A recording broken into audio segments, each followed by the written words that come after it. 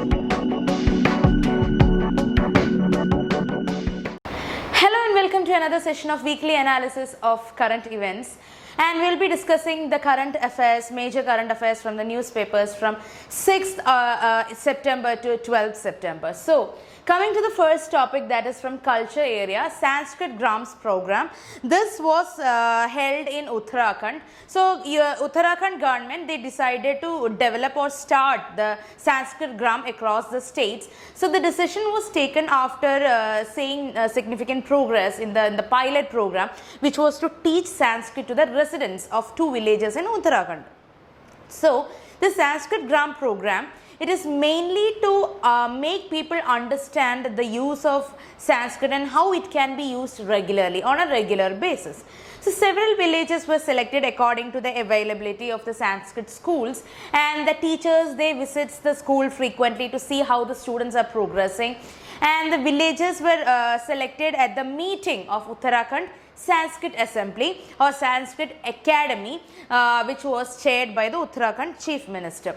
So this has been decided to rename the academy as Uttaranchal Sanskrit Sansthanam Haridwar in this particular meeting, and the academy was established in 2002 initially.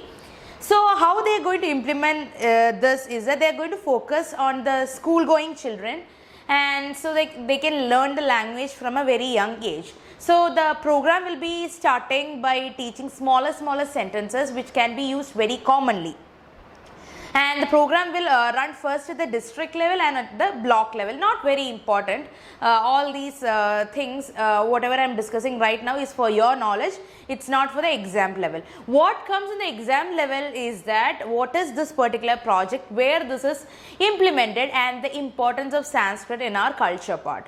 Okay, so this you have to understand, this particular program came in Uttarakhand, and this was as their Sanskrit promoting program. Now the Sanskrit, it is the second official language of Uttarakhand after Hindi. So this is according to article 345 of the constitution, that is Sanskrit is one of the state languages or the listed languages in our country. And the state governments, currently they have around 97 Sanskrit schools, and they have around 2000 students as well. Okay, Sanskrit, talking about Sanskrit, it is an Indo-Aryan language, and most of the ancient documents are being made in this particular Sanskrit language. Example, Vedas or any major literary work of the ancient times, it was majorly it majorly contributed to the evolution of Sanskrit language. So it is a classical language. It's the language, it is very prominent in the later Vedic age also. It was used in entire northwestern part of the subcontinent, and the finest grammar work also evolved out of Sanskrit, like Ashtadhyayi. Ashtadhyayi, it's also it means 8 chapters. It was composed by Panini. Panini composed Ashtadhyayi in 6th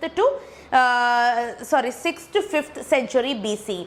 So Sanskrit, it can be both written in Devanagari script and also in many other scripts like Sharda script. Sharda script, it came from Kashmir, North Kashmir. Then Bangla is in Bengal. Then you have Gujarati in the west. So many, even in the south there was a script called as Grantha script.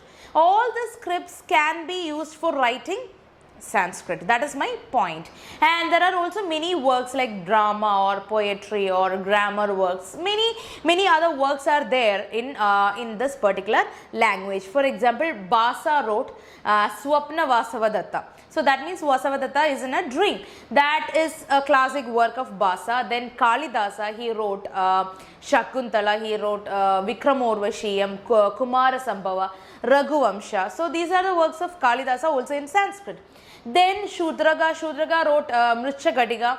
That's a little clay cart, that's Mrichakadiga. Okay, so that was also in Sanskrit. Then Bharavi wrote Kirata Arjuniya, that is the story between Kirata and Arjuna. And then there is Magha. Magha wrote Shishupala Vada, that is slaying of Shishupala. That was also in Sanskrit around in 7th century.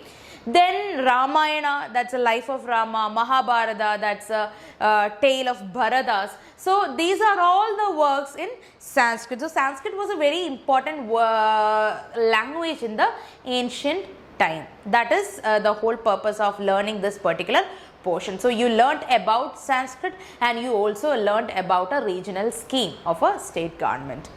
The next topic for discussion here is basic structure doctrine, because Keshavananda Bharati, who was the pivot or who started this particular thing around the basic structure doctrine, he passed away recently. So we learn about this particular scenario, what is basic structure doctrine and all. So what was the case? Keshavananda Bharati case versus Kerala case. He actually challenged the Kerala land reform legislation in 1970. That particular land reform actually placed restrictions on the management of religious properties.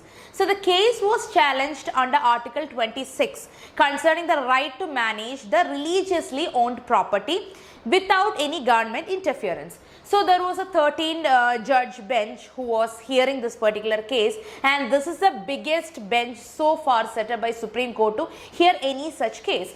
So questions regarding what the power of Parliament is. Can Parliament have unlimited power in amending the Constitution, or could Parliament alter, amend or abrogate any part of the Constitution to any extent such a way that it is taking away the fundamental rights? So these are the questions that has been arised in the Supreme Court at that point of time.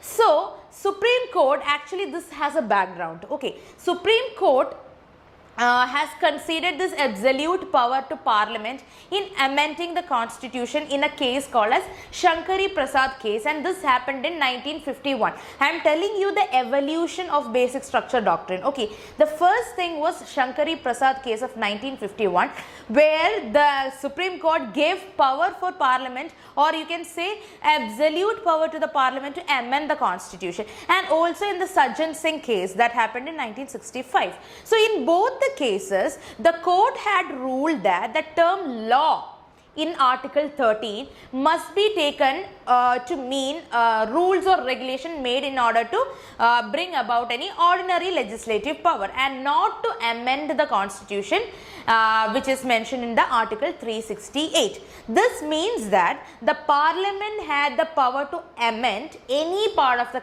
Constitution, including fundamental rights. Okay, so in Article 13 clause 2, it says that the state shall not make any law that take away the right of conferred by this particular part, and any law made in contravention to the fundamental rights or the basic rights of the people will be void. This is Article 13 clause 2. However, another case came, Golaknath case in 1967. The Supreme Court held that the Parliament could not amend the fundamental rights, and the power to amend the Constitution should only be with Constituent Assembly.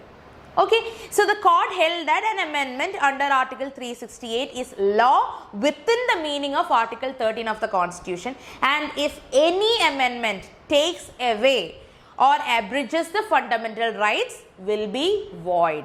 That means after Golaknath case, anything that takes away your fundamental rights will be void. To disaffect this particular judgments of Supreme Court in Golaknath case and R.C. Cooper case, then there is Madhav Rao Scindia case, what government did is that they made major amendments to the constitutions. There are many such amendments. One is the 24th Constitutional Amendment Act of 1971, where Parliament have given itself the power to amend any part of the constitution. Then we have another part, that is 25th Constitutional Amendment Act of 1972, which took away the right to property. Right to property was removed from fundamental rights. And in Keshavananda Bharati case, what happened is that the majority held that any provision of the Indian Constitution can be amended by the Parliament in order to fulfill the socio-economic obligation. So a word came, socio-economic obligations, that were guaranteed to the citizen in the means of preamble, and it can be amended in such a way that it will not it will not change the basic structure of the Constitution. So thus the basic structure doctrine came into being. So the minority, however, in their dissenting opinion, they actually said that the Parliament should be given amending unlimited amending power. So this is the evolution of the basic structure doctrine. Basic structure doctrine, talking about it, its origin actually was found in the German Constitution after the Nazi regime, which amended laws to protect some basic laws, or this was made to protect their basic laws. And learning from the experience, the new German Constitution introduced this Parliament's power to amend certain parts of the Constitution which is considered as basic law. So they cannot change the basic law. It limits the Parliament in changing the basic law. So in India also, the basic structure doctrine have been formed on the bedrock of judicial review. Very important, judicial review. And no law can impinge on the basic structure. Okay, these are the things you have to keep in mind. So you learned the evolution of the basic structure doctrine, various cases involved in the basic structure doctrine, and also what is it and where is the source of basic structure doctrine. Coming to the next topic from governance, that is International Day of Clean Air for Blue Skies. So recently the MOFCC, or the Ministry of Environment, Forest and Climate Change, they organized a webinar on the occasion of the International Day of Clean Air for Blue Skies. This was the first ever occasion that was made. And in December last year, the United Nations General Assembly, they adopted a resolution to observe 7th September as the International Day of Clean Air and Blue Skies. And the day aims to demonstrate the close link of the air quality to the environmental challenges, and to actually give people an awareness about the air quality levels that we are experiencing around us. So what are the Indian government efforts? That is what we are going to discuss here. So India have committed to reduce the air pollution levels in 122 polluted cities of our country. Again, in 2014, the Air Quality Index AQI was launched, which actually tracks the level of pollution, and they have certain parameters, and according to that parameters they will track the pollution. And the parameters are basically the level of ozone, particulate matter 2.5 and 10, then carbon monoxide, sulfur dioxide, nitrogen dioxide, and ammonia and lead. So these are the 8 parameters. They'll check the level of the parameters and they'll decide what is the level of pollution in each cities. So the ground level ozone and the airborne particles are the 2 major pollutants that has the greatest threat to the human health in India. So Prime Minister, in his Independence Day speech, he said that the issue of air pollution and this have made an holistic improvement in the air quality in the 100 cities by making micro plans to target the hotspots of our country. So a brochure on the integrated measures to combat the air pollution was also made under National Clean Air Program. Remember, National Clean Air Program, that was launched in this particular webinar. And in this January, that NCAP had launched many projects to tackle the problem of air pollution in regards to this as well. So the ministry, the Environment Ministry, is responsible for deciding the fuel standard. That is why we have Bharat Stage 6 now instead of Bharat Stage 4, and we skipped Bharat Stage 5 as well. So the entire thing regarding the decision of the fuel standard in the country is taken by Environment Ministry, and this has been implemented by the Central Pollution Control Board. Okay, so the ministry decides and CPCB implements. Do not forget this. Now, the next topic is Atmanirbhar Bharat Arise, that is Atal New India Challenge. So this particular project was launched by government, and this is a national initiative to promote research and innovation. Understand it?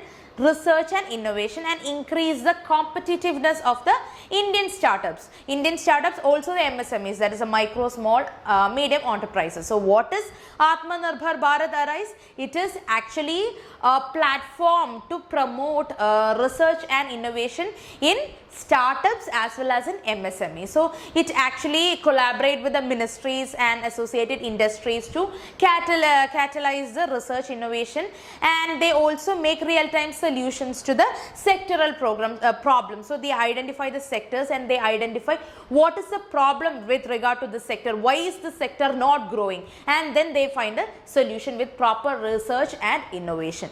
And the objective is to also provide a steady stream of innovative products and solutions from the central ministries and departments also. Then they will actually give a way to find the first buyers as well. Now, talking about the administration, the initiative will be carried out under Atal Innovation Mission AIM, and this was an initiative by Niti Aayog. Everybody knows what AIM is. It is an initiative of Niti Aayog, and the program will be driven by ISRO. So remember, this Atmanirbhar Bharat is a very big thing, because the institutions like Niti Aayog, ISRO, many ministries are collaborating on the same scheme. So 4 ministries are there other than ISRO. It is Ministry of Defence, Ministry of Food Processing and Industry, Ministry of Health and Family Welfare, and Ministry of Housing and Urban Affairs. Okay, so they will promote that entrepreneur in technicality, or you can call it as technopreneurs, okay, who deserve to be supported because of their potential, but they are not known because of, they are not getting that exposure. So we are picking up hand-picked people, technopreneurs, and make them utilize their potential. That is what we are doing. So a total of 15 sector specific challenges will be there, and the 3 challenges will be kept for each ministry. Grant in aid will be given around 50 lakhs for around 12 months, and they will be given minimum usable prototype as well, and they will be given innovator challenge method. They will be given appreciations.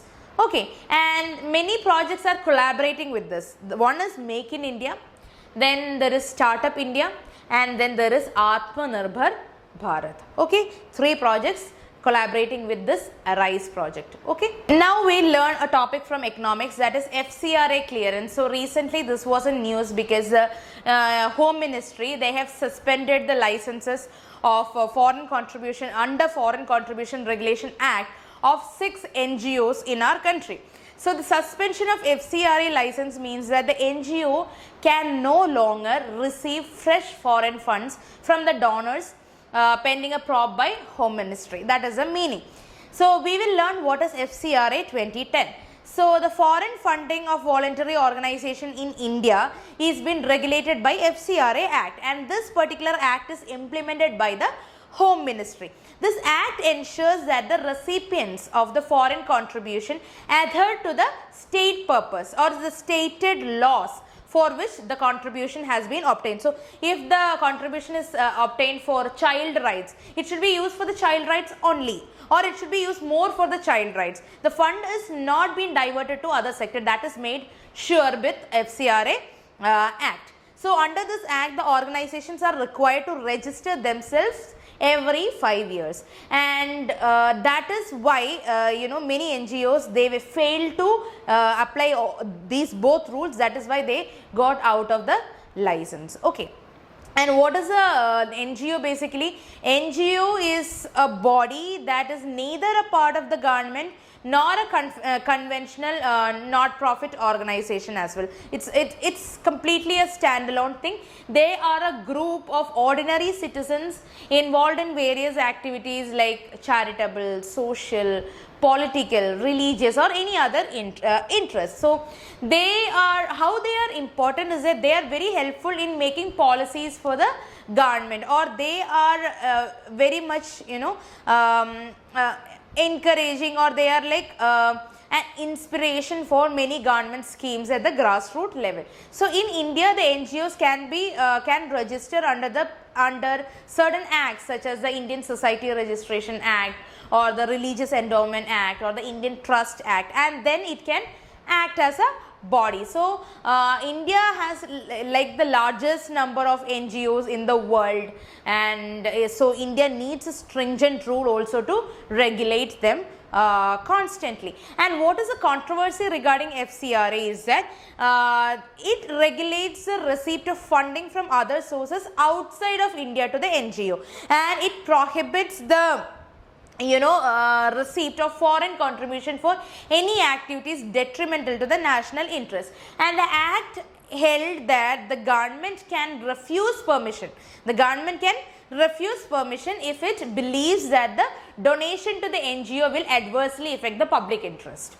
Okay, but there is no clear guidance on what is actually this public interest. If you don't know a method to calculate the public interest, that is a major controversy. And then the FCRA restrictions have serious consequences on the rights of the people, and also the right of freedom and speech and association. So it's basically attacking the freedom, the fundamental rights, that's right to freedom. Okay, that is a major criticism about FCRA. Okay, the next topic is again from economy session, that is high forest reserves. Forex reserves, foreign exchange reserve or Forex reserve are the assets denominated in a foreign currency that are held on a reserve by the central bank. So this may include foreign currencies or bonds or treasury bills or any other government securities. So why we are holding Forex reserves? In order to, first major thing is to support and maintain the confidence in the policies for the monetary and the exchange rate management. That is the first thing. It will not create a major blow in the exchange rate if we have a Forex reserve. Then it provides the capacity to intervene in support of the national and union currency. So this will be like a support to our own currency, and it also limits the external vulnerability. Okay, external vulnerability like the liquidity issue, and if there is any problem in the economy, it has the ability to absorb shocks during the time of crisis or when the borrowing is not available. At that point of time, you can use the Forex reserve. And in Forex, in India, the Forex reserves are controlled by RBI, and they are in the form of gold. Then you have SDR. SDR is a special drawing rights of IMF, International Monetary Fund. Then we have foreign currency assets, that's a capital inflows to the capital markets. And then we have reserve position with IMF. These are the four form in which we are storing our Forex. Okay, and why we have high Forex these days? Because that is why it is in news. We have a high Forex reserve. Now, why?